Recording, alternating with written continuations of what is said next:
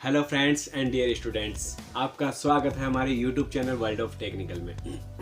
I hope कि आपका DRDO का एग्ज़ाम बहुत ही अच्छा गया होगा और आपके स्कोर 70 से ऊपर आ रहे होंगे।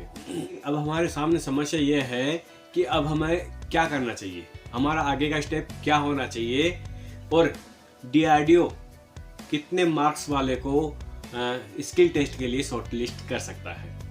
तो इसके लिए मैंने कमेंट भी किया था कि 70 अबव वाले जो जिनके भी स्कोर बन रहे हैं उनको स्किल टेस्ट के ऊपर ध्यान देना चाहिए। हाँ, इसके ऊपर यूट्यूब के ऊपर काफ़ी वीडियो चल रहे होंगे या काफ़ी मैथमेटिक्स समीकरण लग रहे होंगे कि इतना नहीं इतना जाएगा, इतना नहीं इतना परसेंटेज ये इसका शॉर्ट लिस्ट जाएगा।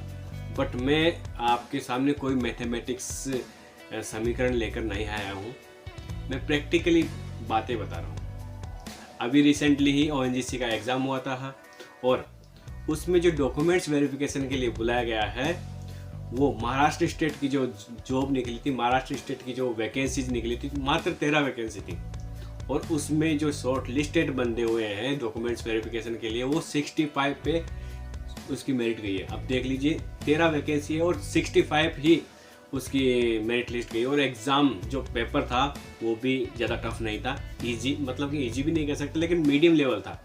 उसके ऊपर भी 65 ही परसेंटेज गई है, तो कोई हाई फाई परसेंटेज इसके लिए नहीं गई है। तो इसके अलावा अगर बात की जाए रेलवे की, जो भी पिछली भर्ती हुई थी ALP और टेक्नीशियन की, जिसमें मैंने भी एग्ज़ाम दिया था और मैं सिलेक्शन मेरा हुआ भी था और मैंने ज्वाइन करके रेलवे छोड़ के फिर बाद में ONGC ज्वाइन किया है।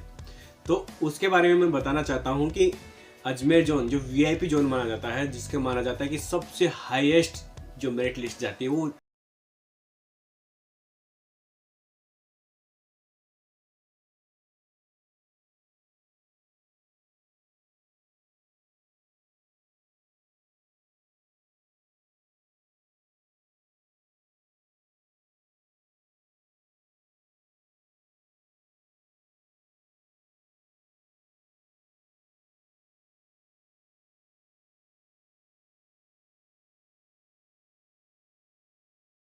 कट ऑफ गई है। आप देख सकते हैं रिकॉर्ड 33% वाले सेलेक्ट हुए हैं टेक्नीशियन पोस्ट के लिए और जहां सबसे कम कट ऑफ मानी जाती थी चेन्नई में, वहां 250 वैकेंसीज थी। 250 के लगभग, 250 से ज़्यादा भी हो सकती है, मुझे ज़्यादा याद नहीं है, लेकिन 250 से कम नहीं थी। जहां पे इतनी सारी वेल्डर की वैकेंसी थी वहां पे 40 या 40 के लगभग वहां की कट ऑफ गई है वेल्डर्स के लिए।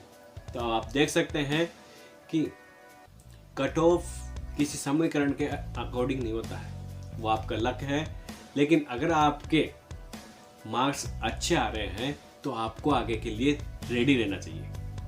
वीडियो में जो आगे का स्टेप है वो है स्किल टेस्ट, जो भी क्वालिफाइड नेचर का है। तो इसको लेकर काफ़ी बच्चे तो संतुष्ट हैं कि यार क्वालिफाइड ही तो होना है, पास ही तो होना है। पर आपको बता दूं ये मैजिकल स्टेप है DRDO का। इसके अंदर पासा पलट भी सकता है और इसके अंदर गेम उल्टा चलता है। वो कैसे? वो ऐसे कि इसके अंदर जिसके मार्क्स 90, 100 या 110 भी है, अगर उसका प्रैक्टिकल, उसका जॉब खराब हो गया या उसका प्रैक्टिकल खराब गया है तो वो बंदा फेल हो सकता है। और जिसका 70 नंबर है, अगर वो शॉर्ट लिस्टेड हो गया और उसने वो प्रैक्टिकली बेस्ट दे दिया और उसका जॉब बिल्कुल फाइनल फिनिश के साथ गया है, तो वो बंदा सिलेक्ट हो सकता है फाइनली। तो ये समीकरण उल्टा पड़ सकता है। अगर इसको आप हल्के में ले रहे हो ना तो बहुत बड़ी गलती कर रहे हो, आपकी बरसों की मेहनत वेस्ट हो सकती है। इसलिए मेरा सजेशन यही है कि आपके अगर नंबर, आपके मार्क्स, आपका स्कोर एक एवरेज से बढ़िया है, यानी कि अच्छा स्कोर आपका बन रहा है, तो आपको प्रैक्टिकल के अंदर 100% एफर्ट लगाना चाहिए। क्योंकि DRDO 1/8 के रेशियो से शॉर्ट लिस्ट करेगा आपको स्किल टेस्ट के लिए। यानी कि 50 वैकेंसी है तो 50 को मल्टीप्लाई करेंगे 8 से, तो कितना होगा 400 400 बंदे स्किल टेस्ट देंगे और उसमें से सेलेक्ट होना है मात्र 50। हो सकता है कि वो स्किल टेस्ट के बाद में आपको कुछ रेशियो में और आपको क्वालिफाइड कर दे, लेकिन फाइनली अगर किसी इंटेलिजेंट बंदे के 100+ नंबर है और उसका प्रैक्टिकल बेकार गया है, प्रैक्टिकल के अंदर डिफेक्ट है, वेल्डिंग के अंदर डिफेक्ट है, वेल्डिंग बीड सही मार ही नहीं पाया, और एक वो बंदा जिसने मात्र शॉर्ट लिस्ट हुआ है, उसका पता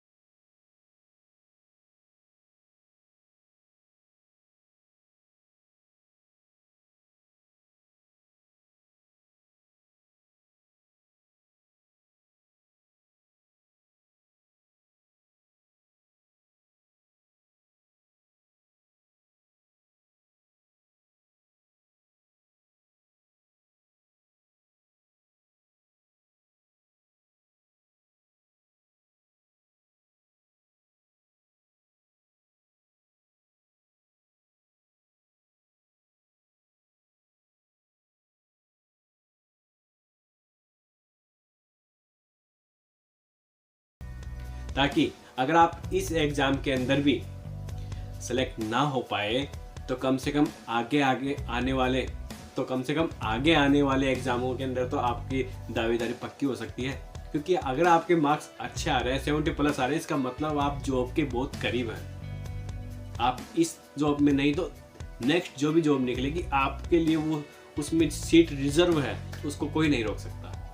इसलिए आगे जैसे इसरो का एग्जाम हुआ, ऑर्डिनेंस का एग्जाम हुआ, उसमें भी तो स्किल टेस्ट होता है ना। तो अगर आप पहले से रेडी रहेंगे तो आप एक कॉन्फिडेंस के साथ वहाँ पे जाएंगे और वहाँ पे आप सफल होके ही वापस आएंगे। तो मेरा यही सजेशन था और यही समीकरण है। अगर आपके अच्छे स्कोर्स आ रहे हैं तो आप प्रैक्टिकल के ऊपर ध्यान दीजिए, अपने प्रैक्टिकल को सुधारिए, और अगर आपको कहीं आसपास में वेल्डिंग सीखने को मिल रही है तो वहाँ सीखिए। अदरवाइज मैंने भी आपको एक कमेंट कर रखा है कि जो भी बच्चे 70+ हैं वो मेरे पास आए, मैं उनको फ्री ऑफ कॉस्ट बढ़िया वेल्डिंग की ट्रेनिंग दूंगा। और इतना तो मुझे अपने आप पे विश्वास है कि मैं आपको इतना तो ट्रेंड करके भेज दूंगा कि आप पास होकर लौटेंगे। हाँ, कई स्टूडेंट्स हैं जो कहते हैं कि सर आपकी वीडियो में इतने व्यूज़ कम आते हैं, वो उसका रीज़न क्या है। तो मैं यही कहना चाहता हूँ कि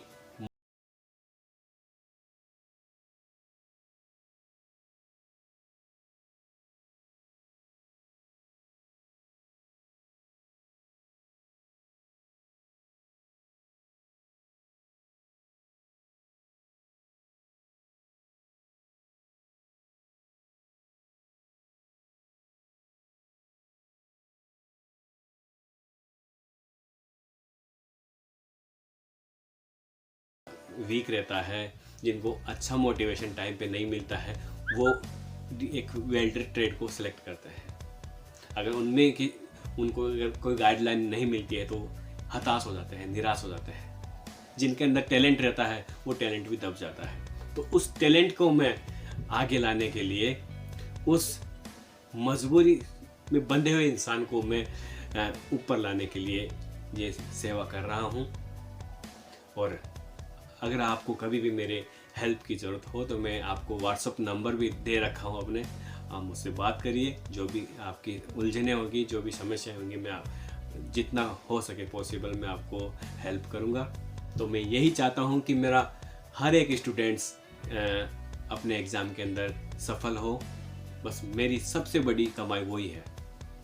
जिस दिन आपका एक मैसेज आ जाएगा, एक कॉल आ जाएगा कि सर आपकी गाइडेंस की वजह से आपके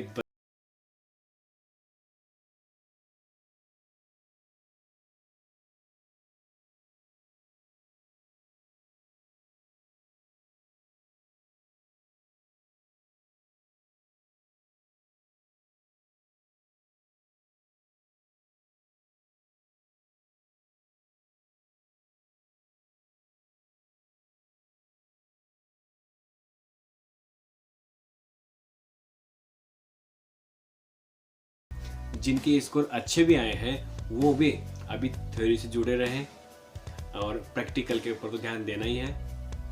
पढ़ाई नहीं छोड़नी है, आगे के लिए रेडी रहें। आज के लिए बस इतना ही, मिलते हैं नेक्स्ट क्लास के साथ। तब तक के लिए आप अपने प्रैक्टिकल के ऊपर ध्यान दें, जुट जाएं, सफल होके ही आना है। मेरा एक भी स्टूडेंट्स प्रैक्टिकल के अंदर फेल नहीं होना चाहिए। बस फेल तो हो गया ना तो मैं उसको स्टूडेंट्स की श्रेणी से बाहर कर दूंगा, मैं उसको स्टूडेंट मानूंगा ही नहीं। क्योंकि आपको लापरवाही नहीं करनी है। आपको अगर मेरी ज़रूरत है, सीखना है, तो फ्री ऑफ कॉस्ट मेरे पास आइए, मैं सिखाऊंगा आपको। अगर आपको नहीं आता है वेल्डिंग करना तो आप अपने पास के वर्कशॉप में सीख लीजिए, कोई सिखाने वाला बंदा हो उसके पास सीख लीजिए।